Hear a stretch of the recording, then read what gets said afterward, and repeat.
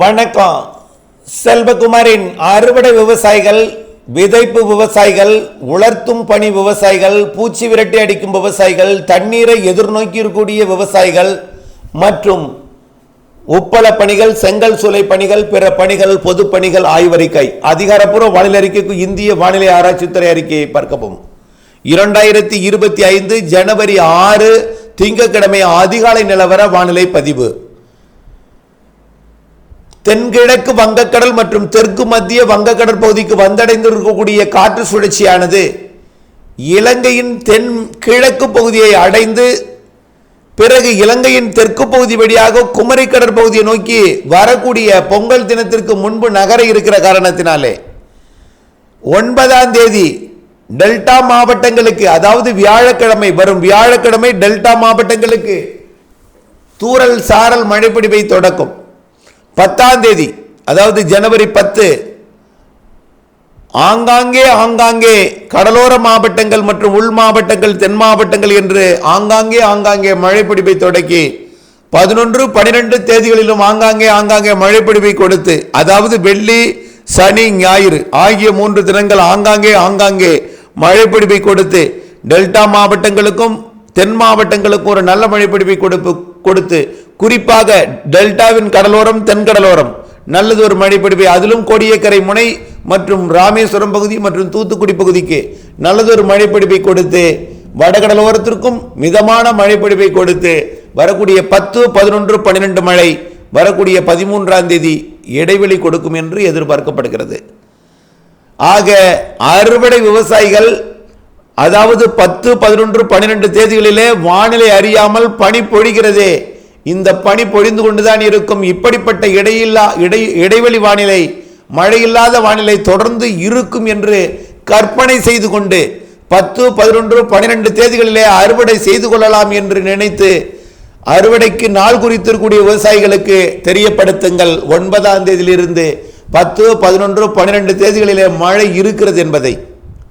ஒருவேளை அது அனைவருக்கும் பெய்யாமல் ஒதுக்கி ஆங்காங்கே பெய்து இடைவெளியும் கொடுக்கலாம் என்பதை நினைவில் கொள்ளுங்கள். ஒரு சிலருக்கு, ஆனால் அனைவருக்கும் குழப்பமான வானிலையும், அனைவருக்கும் தூறல் சாரல் வானிலையும், அனைவருக்கும் மழைப்பொழிவு கொடுத்தாலும் சிலருக்கு சிறிது நேரம் கொடுத்து விட்டு போகும், சிலருக்கு சில மணி நேரம் கொடுக்கும், சிலருக்கு சில மணி நேரங்களில் கொஞ்சம் கூடுதலாக, சில இடங்களில் அரை நாள் கூட சில இடங்களில் கொடுத்திருக்கிறது.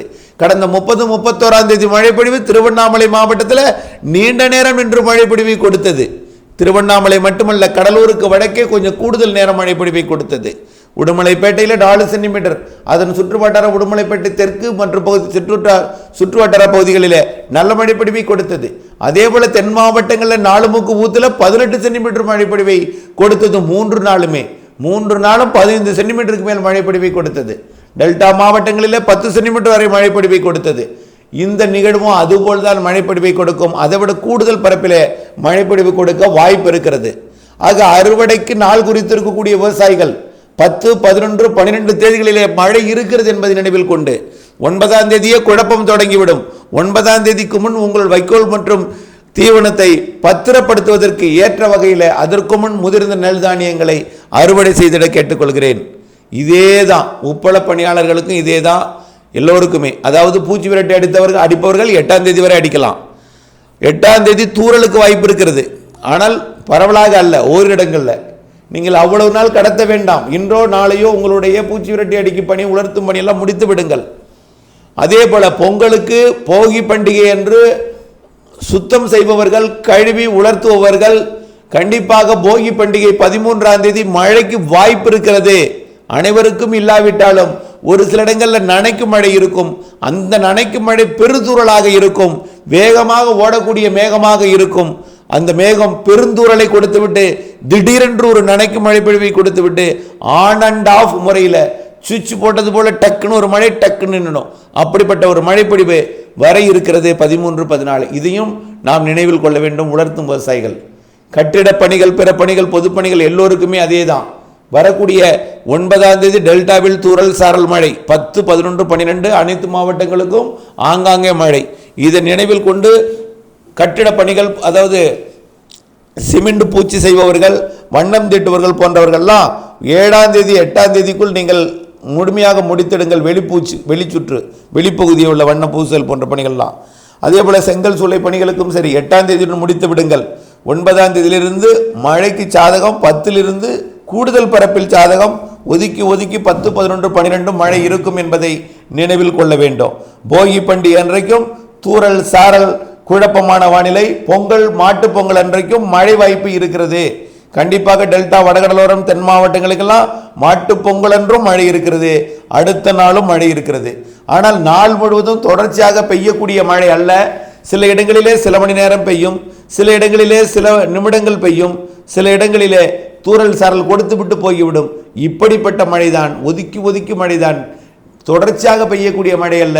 ஓடும் மேக மழை நீடித்து நின்று சில இடங்கள் பெய்தாலும் ஓரிரு மணி நேரம் பெய்து விட்டு விலகும் மழைதான் பொங்கல் மாட்டு பொங்கலிலும் இருக்கிறது என்பதை நினைவில் கொள்ளுங்கள். அடுத்தது காணும் பொங்கல் அன்றைக்கும் மழை வாய்ப்பு, குழப்பமான வானிலை இருக்கலாம். ஆனால் 17, 18ஆம் தேதி கண்டிப்பாக மழைக்கு வாய்ப்பு இருக்கிறது. குழப்பம் வானிலை இருக்கும், மேகமூட்டம் இருக்கும். ஆனால் மழையாக பொழியாவிட்டாலும் நிகழ்வு நெருங்கி கொண்டிருக்கும், நிகழ்வு குழப்பி கொண்டிருக்கும். 18, 19, 20, 21, 22 தேதிகளிலே அடுத்த நிகழ்வு நேரடியாக தமிழகம் ஊடாக செயலிழந்து வளிமண்டலம் வழியாக காற்று சுழற்சியாகவோ அல்லது தமிழ்நாடு ஊடாக ஒரு தாழ்வு பகுதியாகவோ மேற்கு நோக்கி நகர்வதற்கு வாய்ப்பு இருக்கிற காரணத்தினாலே மழை பொழிவு இந்த மாதம் 18லிருந்து 22ஆம் தேதி வரை கொஞ்சம் கூடுதலாகவே தெரிகிறது. ஆக மழை பொழிவு என்பது பாதிக்கும் மழை பொழிவு அல்ல. ஆங்காங்கே ஒதுக்கி அனைவருக்கும் கொடுக்கும் மழை. ஒரு நாள் இல்லாவிட்டாலும் அடுத்த நாள் கொடுக்கும் மழை, ஒரு சுற்றில் இல்லாவிட்டால் அடுத்த சுற்றில் கொடுக்கும் மழை என்பதை நினைவில் கொள்ள வேண்டும். ஒட்டுமொத்த தமிழ்நாட்டிற்கு ஒற்றை குளிர் மட்டுமே இருந்து கொண்டிருக்கிற நிலையில பகலிலே வெயிலும் இரவிலே அதிகாலையிலே குளிரையும் கொடுத்து கொண்டிருக்கிற இந்த வானிலை என்பது மாறி குளிர் அதிகாலை நள்ளிரவில் கொடுத்து பொழுது விடிந்ததும் வெயில் வந்ததும் வெப்பம் உயர்ந்ததும் மழை பொழிவை கொடுப்பதற்கும் அதிகாலை நேரத்தில் கடலோர மழை பொழிவை கொடுப்பதற்கும் வாய்ப்பு இருக்கிறது. மேற்கு மாவட்டங்களில் உள் மாவட்டங்களில் மாலை இரவிலே மழை பொழிவு கொடுப்பதற்கும் வாய்ப்பு இருக்கிறது. ஆக 9ஆம் தேதிக்கு மேல் முற்றிலுமாக மாறி அமையும் வானிலை. 10ஆம் தேதியிலிருந்து மழை வானிலை ஆங்காங்கே ஒதுக்கி 13, 14, 15 தேதிகளிலும் மழை இருக்கிறது. பொங்கல் மாட்டு பொங்கலிலும் மழை வாய்ப்பு இருக்கிறது என்பதையும், பொங்கலுக்கு பிறகு வலிமையான நிகழ்வு நிறைய மழைப்பொழிவை தருவதற்கு வாய்ப்பு இருக்கிறது என்பதையும், ஆனால் எங்கும் பாதிக்காத மழைப்பொழிவாக அறுவடைக்கு இடையூறு கொடுக்கும் மழைப்பொழிவாக அமையும் என்பதை நினைவில் கொள்ள வேண்டும். இப்படிப்பட்ட வானிலை தான் பிப்ரவரி மாதத்திலையும், அதாவது ஜனவரி மாத இறுதி நாட்களிலும், அதாவது குடியரசு தினம் அதற்கு பிறகு உள்ள நாட்களிலும், அதே போல் பிப்ரவரி முன் 15 தேதிகளிலும் இருக்கும். அதே போல் பிப்ரவரி 15 தேதி தான் இறுதி என்றால் சொல்வதற்கு இல்லை. அதற்கு பிறகும் பிப்ரவரி, மார்ச், ஏப்ரல், மேயிலையும் நிகழ்வுகள் இருக்கிறது. நல்லதொரு மழைப்பொழிவு கொடுக்க இருக்கிறது. சூரியனின் குத்துக்கதிர் மார்ச் 21க்கு நிலநடுக்கோட்டுக்கு வந்ததும் நிகழ்வுகள் வலுவாக அமைவதற்கு ஏப்ரல், மேயில தமிழ்நாடு வந்து நிகழ்வுகள் மழைப்பொழிவை கொடுப்பதற்கும் சாதகம் இருக்கிறது. இவையெல்லாம் நினைவில் கொண்டு உப்பள பணிகள், செங்கல் சூளை பணிகளை செய்ய வேண்டும். ஆனால் ஒட்டுமொத்த, அதாவது நாள் முழுவதும் மாதம் முழுவதும் மழையும் பெய்து விடாது, அதே நேரத்தில் மாதம் முழுவதும் வெயிலும் அடித்து விடாது.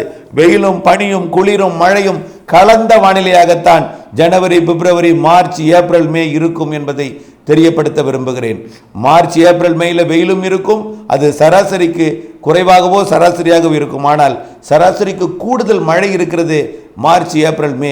ஏப்ரல், மே கண்டிப்பாக சராசரிக்கு கூடுதல் மழை இருக்கிறது என்பதை நினைவில் கொள்ள வேண்டும். நாள் முழுவதும் மாதம் முழுவதும் அல்ல, நிகழ்வு வரும்பொழுது 4 நாள் மழை, நிகழ்விற்கு 4 நாள் மழை என்பதை 2 நிகழ்வுகள் அப்படி இருக்கிறது என்பதையும் நினைவில் கொண்டு வானிலை அப்டேட்ஸுடன் இணைந்திருந்து வானிலை அறிந்து விவசாயம் செய்திடவும், இடைவெளி அறிந்து அறுவடை செய்திடவும், இடைவெளி அறிந்து பிற பணிகள் செய்திடவும், திட்டமிட்ட பணி செய்திட வானிலை அப்டேட்ஸுடன் இணைந்திருக்க அன்போடு கேட்டுக்கொள்கிறேன். நன்றி.